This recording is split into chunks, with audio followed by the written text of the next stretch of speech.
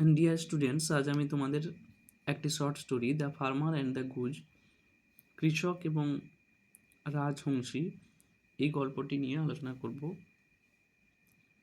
Once there was a farmer, একদা এক কৃষক ছিলেন। He had a wonderful goose, তার একটি আশ্চর্যজনক রাজহংসী ছিল।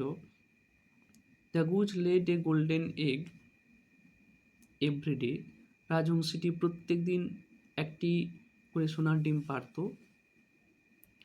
He would sell them in the market and became very rich. তিনি ওই ডিমগুলোকে বাজারে বিক্রি করতেন এবং তিনি ধনী হয়ে উঠেছিলেন। But he was very greedy, কিন্তু তিনি ছিলেন খুব লোভী। He wanted to become richer still, তিনি আরও ধনী হতে চেয়েছিলেন। So he wanted to have all the eggs at a time, তাই তিনি সমস্ত ডিমগুলোকে একসঙ্গে পেতে চেয়েছিলেন। হি হিট আপন এ প্ল্যান, তিনি এক পরিকল্পনা করেছিলেন। He decided to cut open the belly of the goose, তিনি রাজহংসীটির পেট কাটার সিদ্ধান্ত নিয়েছিলেন।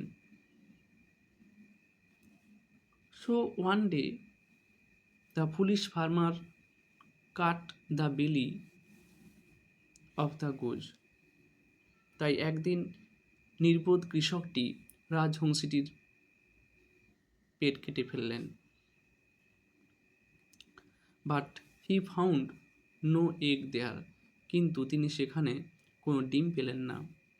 হি felt sorry for his misdeed, তিনি তার অপকর্মের জন্য দুঃখ প্রকাশ করেছিলেন।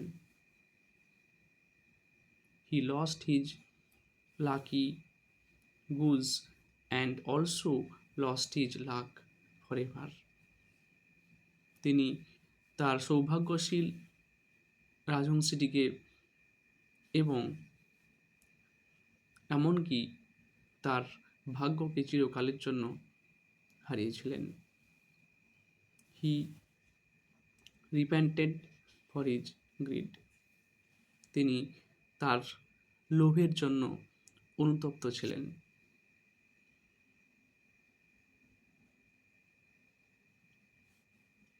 মোরাল, নীতি শিক্ষা, গ্রেসপ অল লুজ অল, সব কিছুকে পেতে গেলে সব কিছুকে হারাতে হয়। অথবা গ্রিড ইজ ব্যাড, লোভ খারাপ। আজ এই পর্যন্ত। এরপর আমি তোমাদের অপর আরেকটি শর্ট স্টোরি নিয়ে আলোচনা করব এরপরে এই ভিডিওতে। ওকে, বাই, থ্যাংকস টু অল।